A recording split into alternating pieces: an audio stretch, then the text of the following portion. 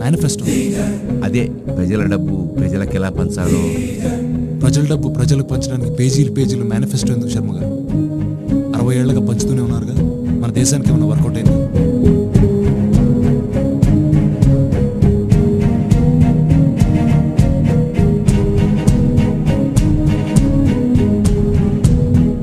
మా కుటుంబం నాశనం చేసిన మీలో ఒకరిని మహాదేవయ్య గారికి పోటీగా నిలబడుతున్నారు.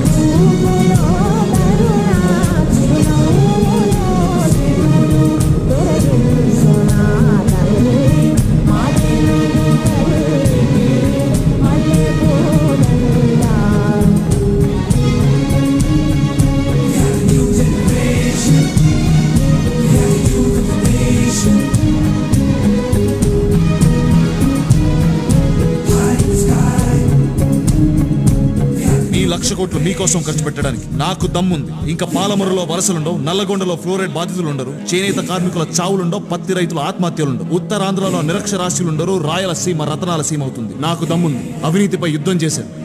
నాకు దమ్ముంది. అవినీతి ఎమ్మెల్యేని మీ ముందు నిలబెట్టాను. నాకు దమ్ముంది. నేర చరిత్రే కాదు, ఏ రాజకీయ చరిత్ర లేని 294 మందిని శాసనసభలోకి నడిపిస్తాను. నాకు దమ్ముంది ఈ చట్టాన్ని సవరించడానికి, ఈ వ్యవస్థని మార్చడానికి. డబ్బు తీసుకోకుండా ఓటేయడానికి మీకు దమ్ముందా?